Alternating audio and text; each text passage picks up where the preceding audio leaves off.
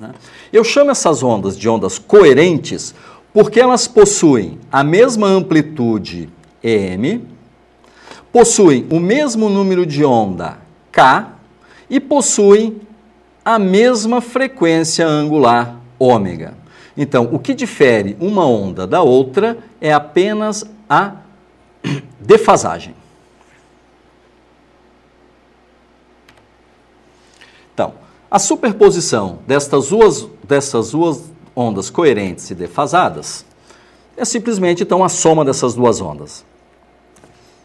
Então, se nós substituirmos E1 e E2, vamos obter a equação aqui embaixo. Utilizando uma relação trigonométrica, seno de A mais seno de B, sendo A kx menos ômega t e B kx menos ômega t mais delta, nós obtemos que a onda resultante é igual a 2m cosseno de 1 meio de delta vezes o seno de kx menos ômega t mais 1 meio de delta. Ou seja, esta nova onda tem uma nova amplitude, EM, que eu estou chamando de EM novo, vezes um seno de kx menos ômega t mais 1 meio de delta. O que podemos observar? A nova amplitude é simplesmente 2 vezes a amplitude original vezes o cosseno de 1 meio de delta. E a nova fase é 1 meio de delta. Então, a onda resultante, ela tem a mesma frequência, ômega, tem o mesmo número de onda k, mas se propaga numa fase diferente das duas outras. Assim como nós observamos que a amplitude da nova onda é diferente das anteriores e ela depende da separação de fase entre as ondas originais. Este é um resultado extremamente importante, o fato da amplitude da onda resultante depender do ângulo que separa as duas ondas originais. De fato, então nós observamos uma dependência da amplitude com o ângulo de defasagem.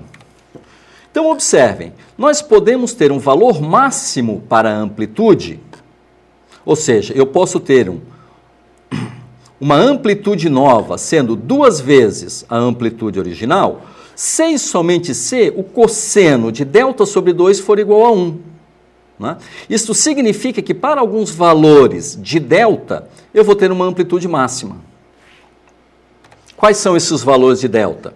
Olha, se delta sobre 2 for um inteiro de π, o cosseno de π sobre 2 será sempre 1, portanto, nós sempre teremos 2 vezes a amplitude original. Entretanto, nós podemos obter um valor mínimo para a amplitude, ou seja, um novo valor para a amplitude de oscilação da onda resultante igual a 0, se o cosseno da fase dividido por 2 for igual a 0. Bom, isto vai acontecer para alguns valores de delta sobre 2. Né? Então, basta que delta sobre 2 seja igual a 1 meio de 2m mais 1 vezes π, com m inteiro, né? O valor do cosseno de delta sobre 2 será sempre 0 e, portanto, a amplitude da onda resultante será 0. Né? Então, veja que nós temos duas situações. Uma situação onde eu tenho amplitude máxima e uma situação onde eu tenho amplitude nula. E ambas as amplitudes dependem da fase das ondas originais. Então, nestas duas situações, nós podemos perceber que se eu tenho ondas em fase, ou seja, os máximos coincidem, eu vou ter uma onda resultante cuja amplitude original, final, é 2 vezes a original. Entretanto, se eu tenho ondas, por exemplo, defasadas de 180 graus, ou seja, quando eu tenho um máximo em uma onda, eu tenho um mínimo em outra onda, eu vou ter uma onda cuja amplitude é nula. Então, a esta onda que tem amplitude máxima, nós dizemos que acontece a interferência construtiva. Quando a amplitude da onda resultante é nula, nós chamamos a interferência de interferência destrutiva. Né? Então, na interferência construtiva, as ondas estão em fase. E interferência destrutiva, as ondas estão completamente defasadas. Uma visualização num anteparo poderia ser, como exemplo, o que está na tela. Nós temos ondas planas incidindo. Aqui nós temos duas aberturas. Cada uma dessas aberturas ocorrendo o fenômeno da difração. E se nós colocarmos um anteparo para visualizar as ondas, nós obteríamos este padrão de visualização. Observe então que nós temos regiões onde nós temos interferência construtiva, aqui, aqui, aqui, e regiões onde não há nenhuma luminosidade, aqui, aqui e aqui. Então, nós temos padrões de máximos de interferência, mínimo de interferência, máximo de interferência, mínimo de interferência. Numa visão tridimensional, poderíamos imaginar aqui uma fenda com as ondas planas colidindo nesta fenda, depois passando por duas outras fendas, e aqui nós obteríamos o padrão de interferência das ondas formada nas duas fendas. Lembrando, então, o padrão de interferência observado é devido à interferência, que é a superposição entre as ondas originadas nas duas fendas. Novamente, só para resumir, nós podemos ter interferência construtiva quando as ondas estão em fase, nessa figura A, por exemplo. E nesse caso, eu tenho aqui assim um ponto de máximo, que a gente pode chamar de uma franja brilhante. Novamente, nesse outro caso, eu também tenho ondas em fase quando elas interferem aqui nesse ponto Q. Novamente, eu vou ter uma franja brilhante, um máximo de interferência. Entretanto, numa situação em que as minhas ondas estão completamente fora de fase, como é o caso da figura C, eu tenho interferência destrutiva e, aqui neste ponto R, nós vamos observar uma franja escura.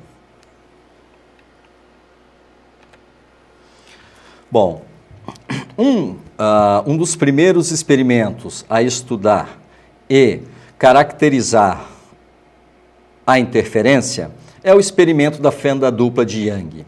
Né?